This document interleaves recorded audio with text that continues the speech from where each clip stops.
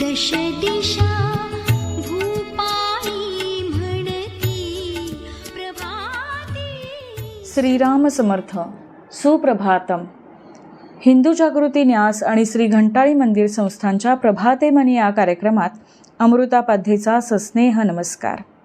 श्री ब्रह्मचैतन्य महाराज गोंदवलेकर प्रवचने 30 एप्रिल.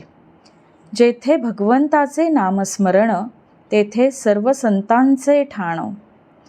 जोवर धरिली जगाची आस तोवर परमात्मा दूर खास. परमात्म्याची प्राप्ती न होई राखता विषयासक्ती. जग विषयाकार राहिले तेथे प्रेम केले तरी घातासी आले. विषयी एक जीव झालो जाण सुटता न सुटे आपण जाण. मान अपमान जगाचे सुख दुःख हे स्वार्थाचेच मूळ आहे जाण. अभिमानात परमात्म्याचे विस्मरण हे जीवपणाचे मुख्य लक्षण. सुख दुःख विपत्ती आपत्ती ही माया प्रपंचाची ओहोटी भरती. आत्मनिश्चय बाणवल्या वाचून माया न हटे न सुटे जाण. आता करी शूर मन मायेसी हटवावे आपण. जैसे जैसे बाहेर दिसले त्याचे बीज आपणाशीच उरले. एकच वस्तूची ओळखण जाण पूर्ण होते समाधान.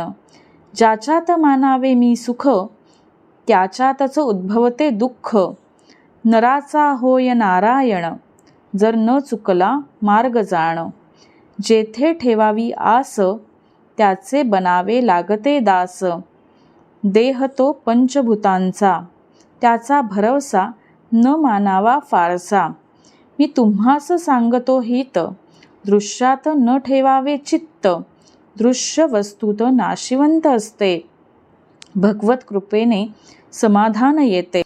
परिस्थिती नसते बंधनास कारण असे आपलेच मनाची ठेवण.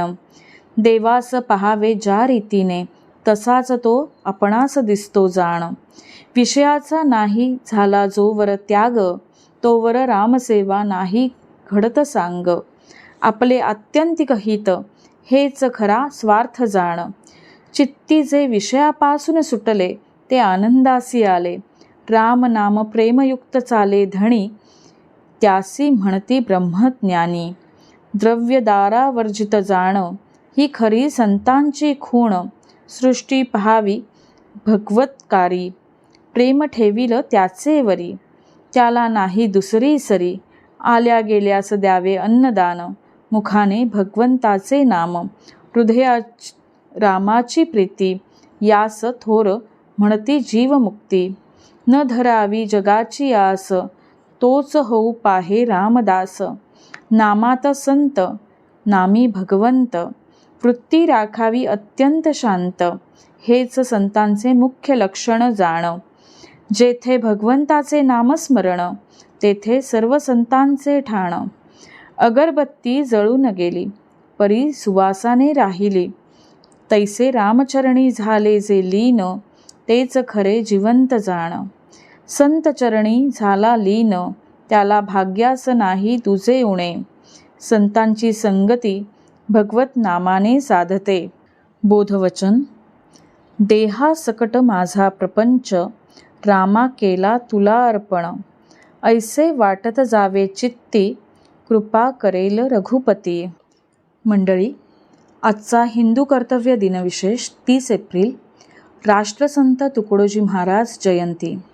घंटाळी मंदिरामध्ये रात्री 8 ते 9 या वेळेमध्ये संत तुकडोजी महाराजांच्या ग्रामगीतेचे वाचन आणि त्यांचे चरित्रकथन करण्यात येते.